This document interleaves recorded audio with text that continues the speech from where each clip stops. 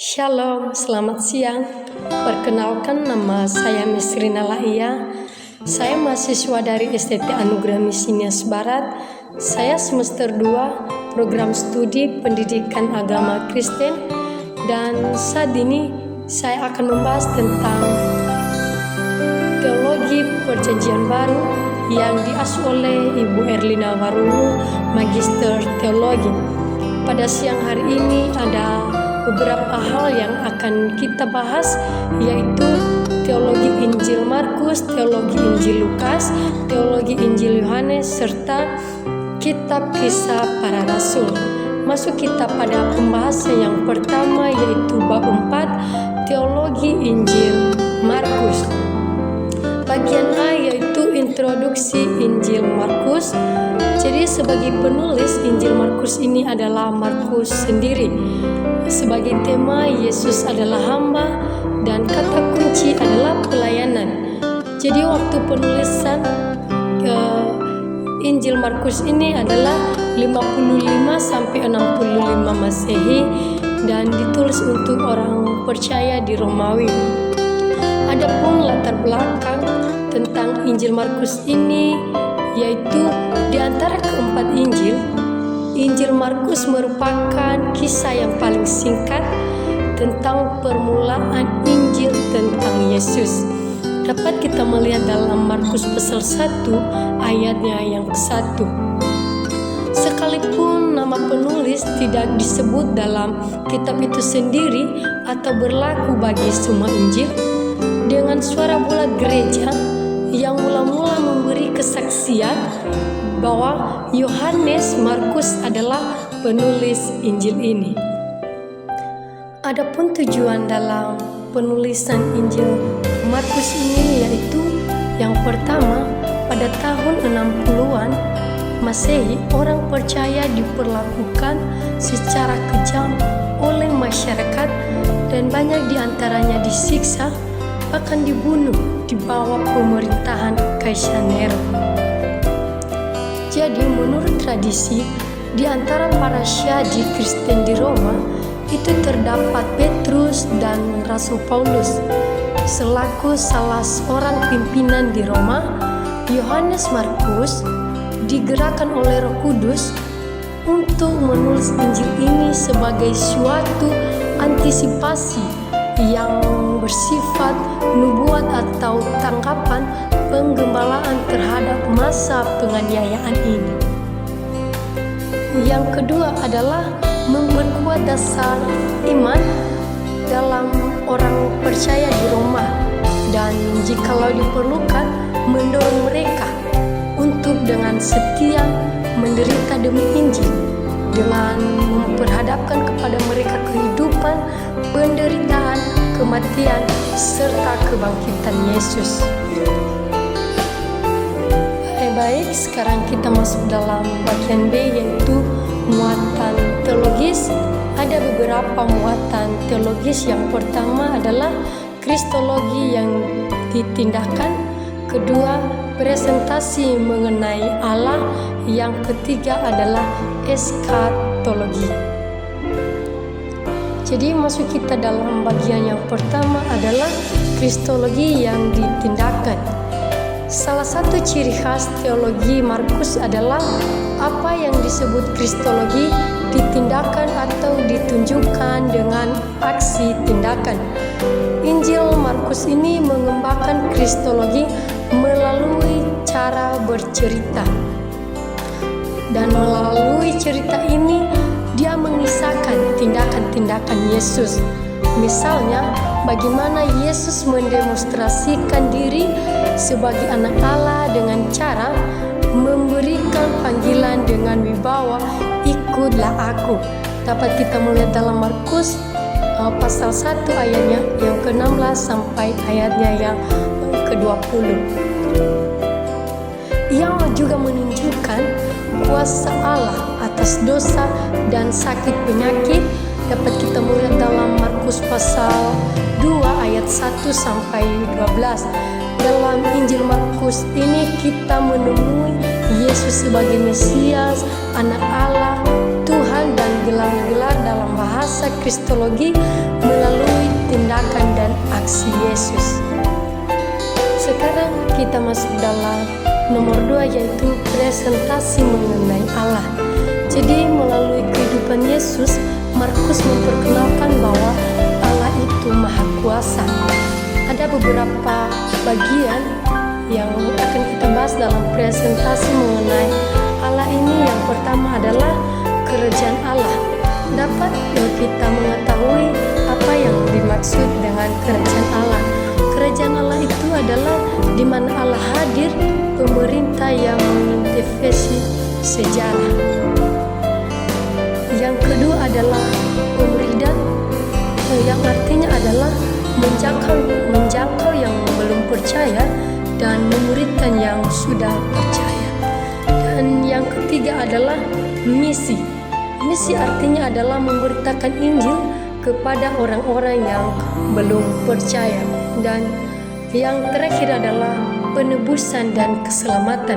Jadi artinya dalam penebusan dan keselamatan, ketika kita sudah memberitakan Injil kepada orang-orang yang belum mengenal Allah, maka kita sebagai orang yang percaya, yang sudah percaya kepada Yesus, kita harus memberitakan Injil dan kita akan memberitakan kabar baik tentang siapa itu Allah. Dan dengan hal itu kita juga meyakini bahwa kita memperoleh keselamatan dari Allah kita sendiri. Baik, sekarang kita masuk dalam nomor yang ketiga, yaitu eskatologi. Jadi eskatologi dalam Injil Markus ini ditampakkan dengan pengkalimatan ini: waktunya telah tiba, waktunya masih akan datang. Itu adalah pernyataan Yesus. Dapat kita melihat dalam Markus pasal 1 ayatnya yang ke-15 bahwa waktu penggenapan itu telah tiba di sini dan kerajaan Allah hadir, dan sejarah Anak Manusia akan mengirim para malaikatnya untuk mengumpulkan orang-orang pilihan dari keempat penjuru angin, dari ujung bumi sampai ke ujung langit. Dapat kita melihat dalam Markus pasal yang ke-13 dan ayatnya yang ke-17. Jadi sebagai kesimpulan dalam Injil Markus ini, yaitu jadi Injil Markus ini kita mengetahui tentang melalui pelayanan Yesus dan mujizat-mujizat Yesus. Dari situ kita mengetahui kuasanya, serta melalui kehidupan Yesus, Markus memperkenalkan bahwa Allah itu adalah Allah yang Maha Kuasa.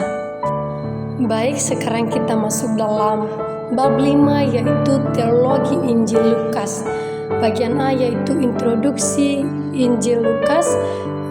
Kitab Lukas ini ditulis oleh Lukas sendiri dan sebagai temanya yaitu Yesus adalah manusia ideal. Kenapa dikatakan Yesus sebagai ideal?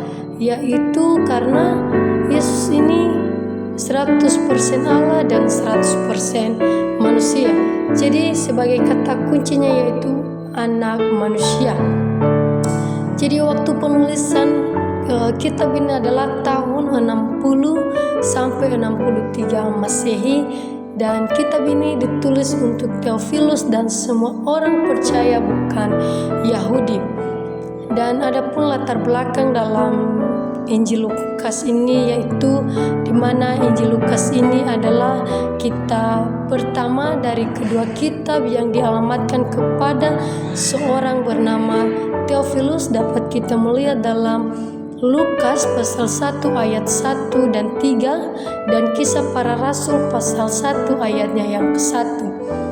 Walaupun nama penulis tidak dicantumkan dalam kitab tersebut, kesaksian yang bulat dari kekristenan mula-mula dan bukti dari dalam kitab-kitab itu sendiri menunjukkan bahwa Lukaslah yang menulis kedua kitab itu. Ternyata teman-teman, Lukas ini adalah seorang petobat Yunani, satu-satunya orang bukan Yahudi yang menulis sebuah kitab di dalam Alkitab, tetapi Roh Kudus mendorong dia untuk menulis kepada Theophilus. Jadi artinya seorang yang mengasihi Allah guna memenuhi suatu kebutuhan dalam jemaat yang terdiri dari orang bukan Yahudi akan kisah yang lengkap mengenai permulaan kekristenan. Jadi kisah ini terdiri atas dua bagian, yaitu yang pertama kelahiran, kehidupan dan pelayanan, kematian, kebangkitan dan kenaikan Yesus. Dapat kita melihat dalam Injil Lukas. Dan yang kedua adalah pencurahan Roh Kudus di Yerusalem, perkembangan selanjutnya dari gereja, mula-mula atau kitab kisah para rasul. Jadi kedua kitab ini merupakan lebih dari 1/4 bagian dari seluruh perjanjian baru. Adapun tujuan penulisan Injil Lukas ini, yang pertama adalah Lukas ini ditulis kepada orang-orang bukan Yahudi guna menyediakan suatu catatan yang lengkap dan cermat tentang segala sesuatu yang dikerjakan dan diajarkan Yesus sampai pada hari Ia terangkat. Dapat kita melihat dalam Kisah Para Rasul pasal 1 ayat 1-2. Yang kedua adalah kenyataan bahwa tulisan Lukas ini ditunjukkan kepada orang-orang bukan Yahudi, tampak dengan jelas di seluruh kitab ini. Misalnya, ia menulis silsilah Yesus sebagai manusia sampai kepada Adam. Dapat kita melihat dalam Lukas pasal 3 ayat 23-38, dan tidak hanya sampai Abraham seperti yang dilakukan oleh Matius. Dapat kita melihat dalam Matius pasal 1 ayat 1 sampai ayatnya ke-17.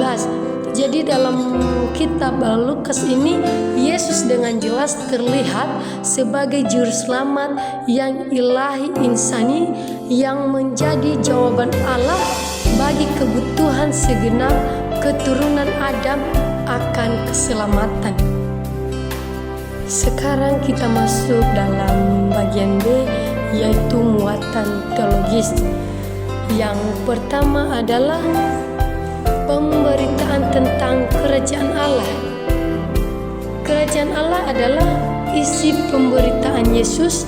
Dapat kita melihat dalam Lukas pasal 4 ayat 43 sampai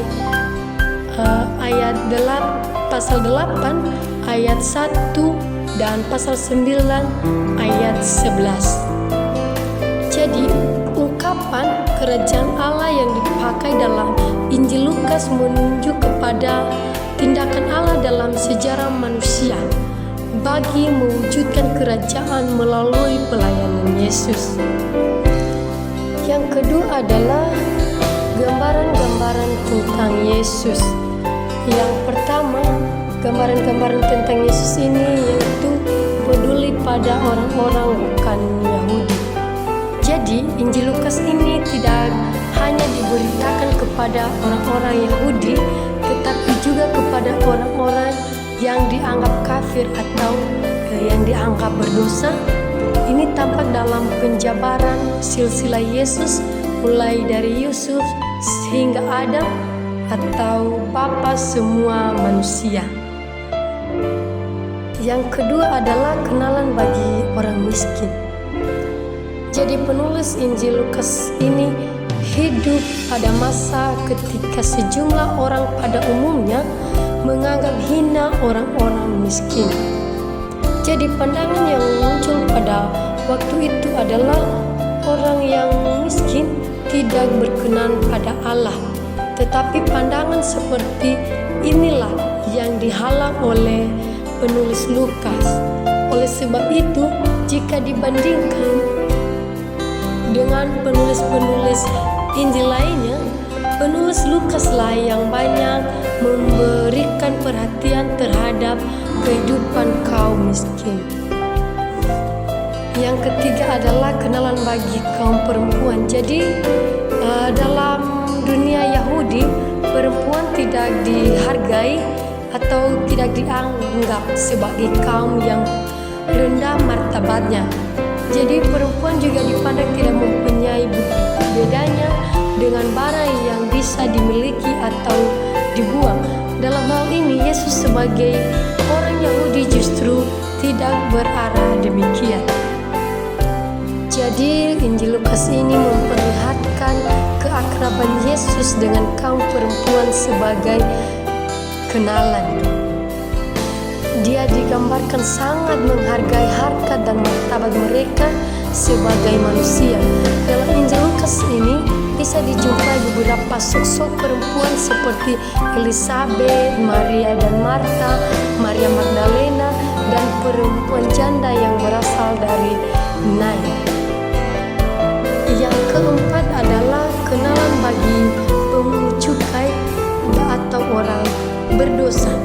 Jadi walaupun kekuasaan pusat ada pada pemerintahan Romawi, akan tetapi pada pelaksanaan tugas mempunyai pendelegasian tugas dan wewenang kepada alat-alat pemerintahan.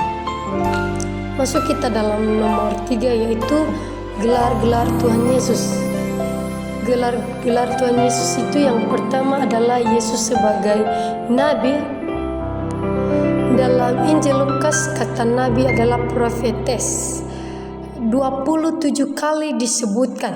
Beberapa ayat serta eksplisit memperlihatkan kenabian Yesus dapat dalam Lukas pasal 4 ayat 22 menceritakan tentang Yesus yang dilukiskan sebagai seorang nabi pada waktu ia membaca sebuah gulungan kitab di rumah ibadah di Nazaret.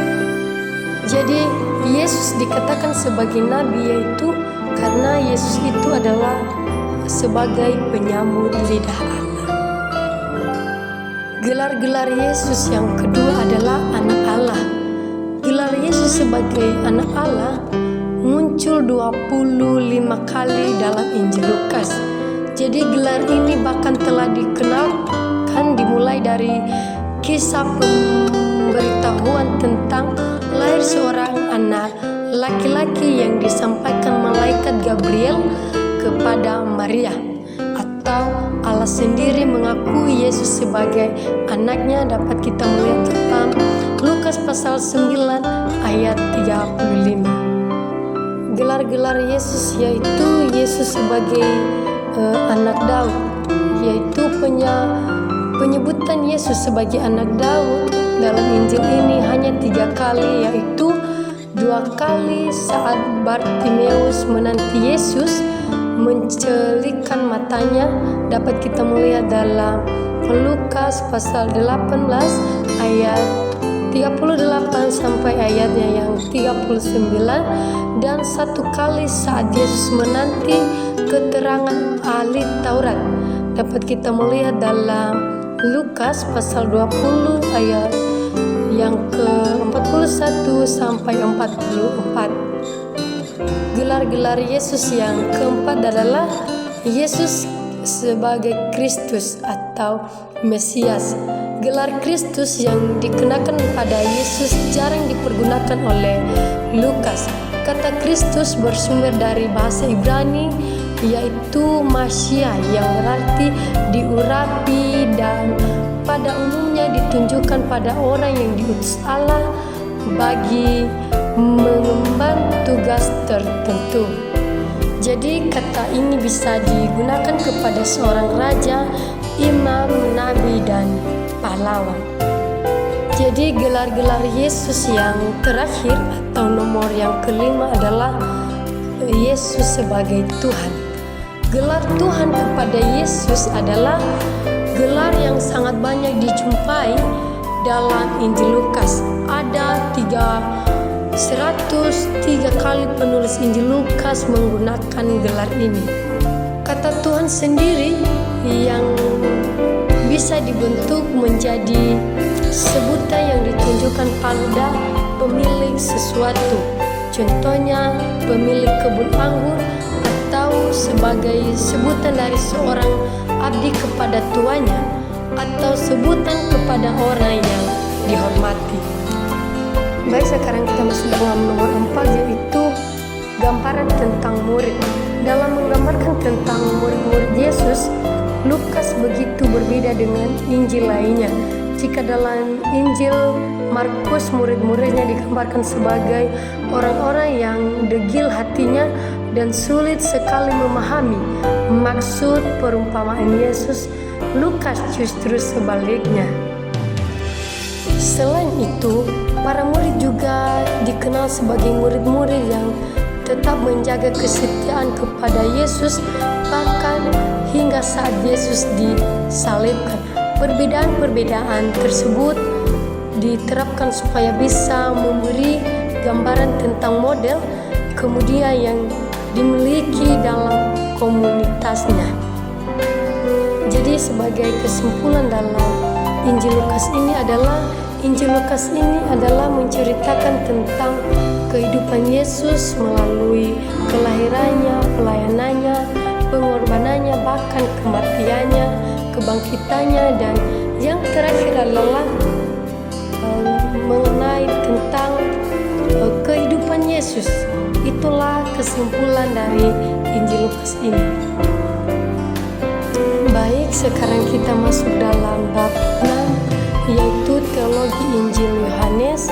Bagian A, introduksi Injil Yohanes. Sebagai penulis Injil Yohanes ini adalah Yohanes sendiri, anak Zebedeus, dan saudaranya bernama Yakobus dan ibunya bernama Salome. Dan sebagai temanya adalah firman Allah yang menjadi manusia, kata kunci kehidupan. Waktu penulisan 80 sampai 95 Masehi, dan dialamatkan kepada pengirim, dan yang tujuh dikirim dari Efesus dan ditujukan kepada jemaat Asia kecil. Yang keenam adalah latar belakang. Jadi latar belakang Injil Yohanes ini adalah unik di antara keempat Injil. Injil ini mencatat banyak hal tentang pelayanan Yesus di daerah Yudea dan Yerusalem yang tidak ditulis oleh ketiga Injil yang lain, dan menyatakan dengan lebih sempurna rahasia tentang kepribadian Yesus. Jadi, adapun tujuan dalam penulisan Injil Yohanes ini adalah Yohanes menyatakan tujuannya untuk tulisannya dalam Yohanes pasal 20 ayatnya yang 31, yaitu supaya kamu percaya bahwa Yesuslah Mesias, anak Allah, dan supaya kamu oleh imanmu memperoleh hidup dalam namanya. Sekarang kita masuk dalam bagian B, yaitu muatan teologis. Bagian A, logos atau firman. Jadi gagasan tentang logos memiliki latar belakang yang luas, baik dalam dunia Yahudi maupun Yunani. Tetapi gagasan logos dalam Injil Yohanes memiliki maksud tertentu, di antaranya yang pertama, Yohanes menunjuk kepada keadaan sebelum penciptaan untuk menggambarkan hubungan Yesus dengan Bapa. Dapat kita melihat dalam Yohanes pasal 1 ayat 1. Yang kedua adalah Yohanes menyatakan kalau firman itu berperan dalam penciptaan dunia. Dapat kita melihat dalam Yohanes pasal yang ke-1 ayatnya yang ketiga. Ia tidak membedakan antara kuasa penciptaan yang dimiliki Logos dan Allah. Logos juga dibedakan dari hasil ciptaan dengan menggunakan kata ada, sedangkan untuk menciptakan ia menggunakan kata diciptakan. Yang ketiga adalah Yohanes mengaitkan Logos dengan manusia. Dapat kita melihat dalam Yohanes pasalnya yang ke-1 ayatnya yang 11, Logos itu menjadi manusia melalui nubuatan Nabi, di mana firman Tuhan memberikan kekuatan dan pemenuhan hidup. Bagi Yohanes, daging menandakan bahwa Logos menjadi manusia secara utuh. Bagian B adalah kesatuan Bapa dan Anak. Injil Yohanes menekankan kesatuan yang kuat antara Bapa dan Anak. Dapat kita melihat dalam Yohanes pasal 10 ayat 30. Hal ini juga tampak dalam Yohanes pasalnya yang ke-1 ayatnya yang ke-1, bahwa pada mulanya adalah firman, firman itu bersama-sama dengan Allah dan firman itu adalah Allah. Jadi penekanan ini jelas terlihat dari ungkapan aku dan Bapa adalah satu, atau Bapa di dalam aku dan aku di dalam engkau atau Bapa. Yang ketiga adalah kata-kata. Aku adalah atau akulah. Jadi ini merupakan ungkapan yang bersifat pernyataan kepada para pendengar dan pembaca. Dan dalam Injil Yohanes, ungkapan ini sering kali digunakan seperti akulah roti hidup. Kita dapat melihat dalam Yohanes pasal 6 ayat 35 dan 48. Akulah terang dunia. Dapat kita melihat dalam Yohanes pasal 8 ayatnya yang ke-12. Akulah pintu bagi domba-dombaku. Dapat kita melihat dalam Yohanes pasal 10 ayatnya yang ke-7 dan lain-lain. Kata seperti roti, terang, pintu merupakan unsur yang penting bagi orang-orang pada zaman itu. Dengan demikian ingin menunjukkan betapa pentingnya Yesus dalam kehidupan mereka. Jadi penggunaan ungkapan aku adalah ingin menekankan keilahian Yesus sebagai Tuhan yang datang ke dalam dunia untuk memberikan keselamatan kepada setiap orang yang percaya kepadanya. Jadi dapat kita simpulkan bahwa Injil Yohanes ini adalah Injil yang lebih unik dari Injil yang lain, di mana Injil Yohanes ini berbicara atau menceritakan tentang pelayanan Yesus di daerah Yudea dan juga Yerusalem yang tidak ditulis oleh ketiga Injil lainnya. Jadi Injil Yohanes ini menyatakan dengan lebih sempurna rahasia tentang kepribadian Yesus. Baik, sekarang kita masuk dalam bab 7 atau pembahasan yang terakhir adalah teologi kisah para rasul. Bagian A, introduksi kitab kisah para rasul. Sebagai penulis kitab ini adalah Lukas. Sebagai tema penyebaran Injil yang penuh keberhasilan melalui kuasa Roh Kudus. Kata kunci saksi-saksi. Waktu penulisan sekitar 60 tahun Masehi, ditulis untuk Theophilus. Dapat kita melihat dalam kisah para rasul pasal 1 ayatnya yang ke-1. Adapun latar belakang dalam kisah para rasul ini yaitu seperti halnya Injil Lukas dialamatkan kepada seorang yang bernama Theophilus. Kita melihat dalam kisah para rasul pasal 1 ayatnya yang ke-1, sekalipun di sana nama pengarangnya tidak disebutkan dalam kedua kitab itu, kesaksian tentang kekristenan mula-mula dengan secara bulat serta bukti inter yang mendukung dari kedua kitab ini menuju kepada satu orang penulis, yaitu Lukas, seorang tabib yang kekasih. Tapi kita melihat dalam Kolose pasal 4 ayatnya yang ke-14. Jadi Roh Kudus mendorong Lukas untuk menulis kepada Theophilus supaya mengisi keperluan dalam gereja orang Kristen bukan Yahudi akan kisah yang lengkap mengenai awal kekristenan. Yang pertama, dalam buku-buku yang pertama ialah Injil tentang kehidupan Yesus, dan yang kedua adalah buku yang kemudian ialah laporannya dalam kisah para rasul tentang pencurahan Roh Kudus di Yerusalem serta perkembangan gereja yang berikutnya. Adapun tujuan dalam kitab Kisah Para Rasul ini adalah dalam mengisahkan permulaan berdirinya gereja. Lukas setidak-tidaknya mempunyai dua tujuan, yaitu satu, Lukas menunjukkan bahwa Injil bergerak dengan kemenangan dari perbatasan Yudaisme yang sempit ke dunia kafir, kendati pun tantangan-tantangan dan penganiayaan.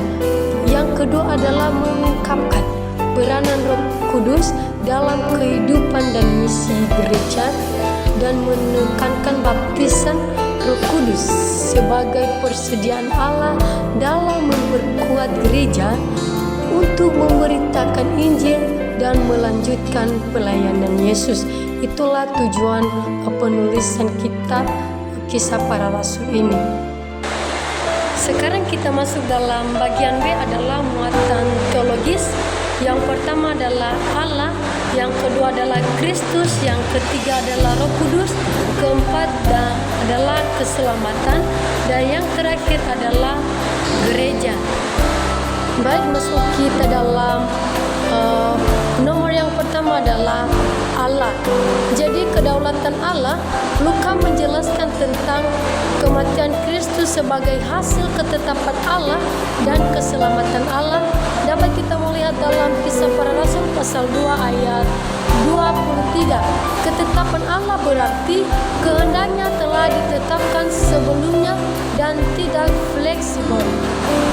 Dan yang kedua adalah eksistensi Allah dan anugerah umum.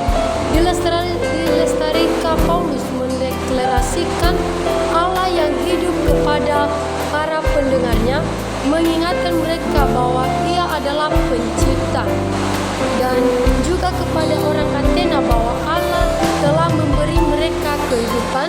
Kita dapat melihat dalam Kisah Para Rasul pasal 17 ayat 22 sampai ayatnya yang ke-31. Yang kedua adalah Kristus. Penekanan Lukas sambungan dengan Kristus di Kisah Para Rasul adalah beberapa segi, yaitu yang pertama adalah penyaliban dan kematian Yesus, yang kedua adalah kebangkitan Kristus, dan yang ketiga adalah kenaikan Kristus. Yang ketiga adalah Roh Kudus. Pekerjaan Roh Kudus adalah tentu berkeseimbangan dengan misi Yesus. Semua yang diperbuat jemaat dilihat sebagai karya Roh Kudus. Keseluruhan perkembangan gagasan dalam sejarah gerakan Kristen yang mula-mula itu dikuasai oleh Roh Kudus. Hal inilah yang membuat Kisah Para Rasul amat penting dalam rangka menetapkan ajaran perjanjian baru tentang Roh Kudus. Kitab Kisah Para Rasul yang berbicara tentang pekerjaan Roh Kudus, yaitu yang pertama Pentakosta. Ada dua bagian dalam Pentakosta ini adalah pendahuluan sebelum cerita tentang Roh Kudus. Pada hari pesta Pentakosta ada 4 acuan kepada Roh Kudus dalam Kisah Para Rasul, yaitu Lukas dengan jelas memperlihatkan bahwa ia memahami bukunya sebagai hasil penyataan Roh Kudus daripada Tuhan yang bangkit itu pada Kisah Para Rasul. Dapat kita melihat dalam Kisah Para Rasul pasal 1 ayatnya yang kedua. Dan yang kedua adalah pencurahan Roh Kudus pada hari Pentakosta. Jadi asal-usul jemaat Kristen harus ditelusuri kembali ke Pentakosta. Peristiwa inilah yang mengawali zaman Kristen, yang dapat juga dianggap sebagai zaman Roh Kudus. Yang kedua adalah pekerjaan Roh Kudus di Yerusalem dan Samaria. Jadi pekerjaan Roh Kudus selanjutnya adalah melalui pimpinan-pimpinan jemaat mula-mula. Lukas memilih berbagai contoh untuk memperlihatkan betapa asasinya karya Roh dalam semua pekerjaan jemaat yang sedang berkembang, yaitu Roh Kudus memberikan keberanian untuk bersaksi di hadapan para penguasa. Dapat kita melihat dalam Lukas pasal 12 ayatnya yang ke-12. Hal itu dibuktikan dengan keberanian Petrus dan Yohanes. Selanjutnya adalah Roh Kudus mendukung doa dan pujian orang-orang percaya. Dapat kita melihat dalam Kisah Para Rasul pasal 4 ayat 23 sampai 31.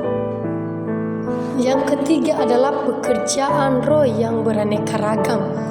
Dua peristiwa pertobatan yang penting, yaitu peristiwa pertobatan Saulus dari Tarsus adalah kepenuhan Roh Kudus. Yang kedua adalah pertobatan Cornelius. Yang keempat adalah peranan Roh Kudus dalam nubuatan. Jadi salah satu karunia roh yang dibahas Paulus adalah karunia bernubuat. Dan contohnya 2 kali disebut dalam Kisah Para Rasul yang berhubungan dengan Agabus. Dalam Kisah Para Rasul pasal 11 ayatnya yang ke-28 dikatakan oleh kuasa Roh Kudus, ia menubuatkan tentang kelaparan yang bakal menimpa seluruh dunia. Yang kelima adalah karya roh dalam menyelesaikan pertikaian. Ketika masalah penyunatan orang-orang bukan Yahudi dikemukakan dalam sidang di Yerusalem, Petrus dengan tegas mengatakan Roh Kudus yang telah dikaruniakan kepada orang-orang bukan Yahudi. Dapat kita melihat dalam Kisah Para Rasul pasalnya yang ke-15 sampai ayatnya yang ke-8. Yang keenam adalah Roh Kudus dalam misi kepada orang bukan Yahudi. Lukas mencatat bahwa gerakan misi dari Antiokhia kepada bangsa-bangsa bukan Yahudi adalah sebagai prakarsa Roh Kudus yang menyuruh jemaat di Antiokhia untuk mengkhususkan Barnabas dan Saulus untuk tugas lain. Kita dapat melihat dalam